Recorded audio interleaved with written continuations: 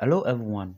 In this section, we have a cool combination of both logarithm and exponential system of equation, and then we are going to solve this equation and find the respective value of a and b. All right, so let's get into it. So first, what I'm going to do first is that I'm going to define the domain of the equation that you see over there. So if you look at the equation, realize that the domain of the equation should be that a should it be equal to 0, right? Then we have b not equal to 0, and then you could also see that a should it be equal to b. Now how do we solve this? Now first of all, I'm going to set a variable, let's say x. So let s equal to one of the equations. So let's say this part of the equation, a exponent ln a, and then let's say y here being equal to um b exponent ln b. All right, so now since we have this, now let's try and then define the domain for this equation also. We realize that over here a should be values which are greater than 0, right? So a should be greater than 0 because immediately a is 1, then we are saying that or a is 0, then s is going to be 1. But then we said that let me say, right? So a should basically be the domain of the equation that you see. A should be greater than 0, and then also b should also be greater than 0 in this case. All right, now how do we solve this? And how do we solve this? We can solve this by applying lane on both sides. So I'm going to apply lane here and applying same lane here, right? And also applying one on the other side here. So lane b exponent lane b.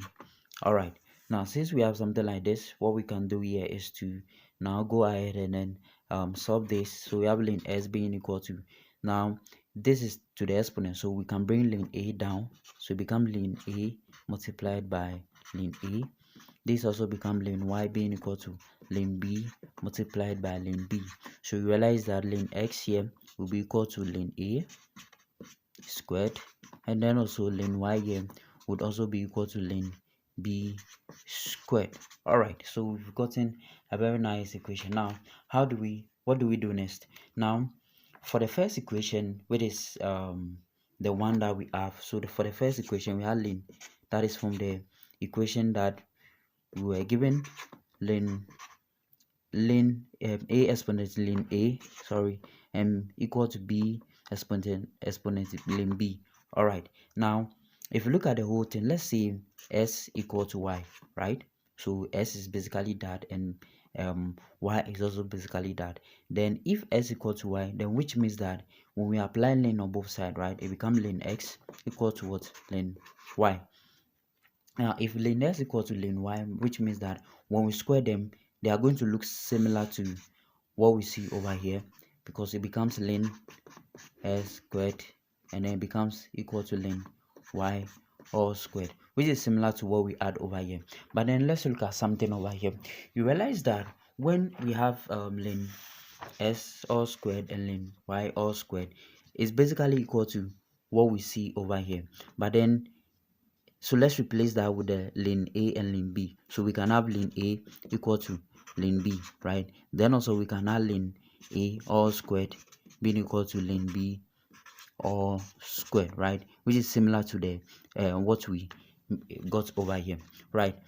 If this is the case, which means that if we have a equal to b, so basically this situation is telling us that getting rid of the lane, we have a equal to b. But then if a equal to b, then that shouldn't be the right answer, because we said from the beginning that defining the domain of the equation, that a shouldn't be equal to 0, and then b should also be equal to 0. In that sense, we said that a shouldn't be equal to b, right? A shouldn't be equal to b. That's what we said from the beginning. So which means that this is not the right thing. But then if a equal to negative b, then that should work in this case, right?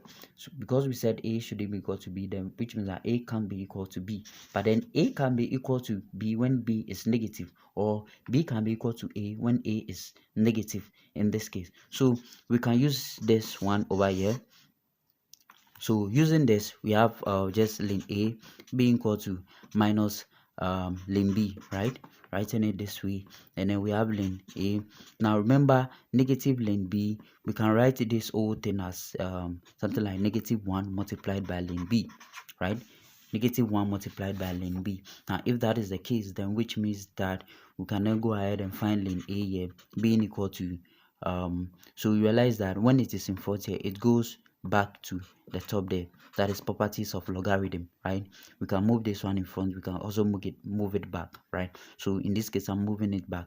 Now if that is the case, then which means that this can still be written as when you have negative 1 over b exponent negative 1, it can be written as 1 over b, right?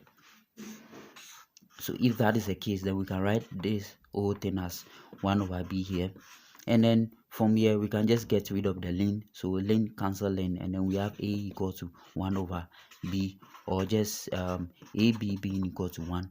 Now I'm going to call a equal to 1 over b as equation 1. Now the equation 2 is going to be our second part of the equation that we were given from the beginning, which is a plus b equal to 1. I'm going to call this equation 2, right? Now with this equation, I can then go ahead to solve whatever respective value of a and b would be. Now how do we solve this? So we are going to put equation 1 into equation 2, right? So we are going to put equation 1. So basically we are using the substitution method. We have a system of equation. We can use the substitution method by putting equation 1 into equation 2. So if that is the case, then which means that a here now becomes 1 over b. Then we have plus b being equal to 1, right? Now we can further simplify this by just multiplying through by b. Multiplying through by b, we have 1 plus b squared being equal to b. So in this case, let's write this where we are negative b squared minus b plus 1 being equal to 0. Now we can solve this equation over here using the quadratic formula.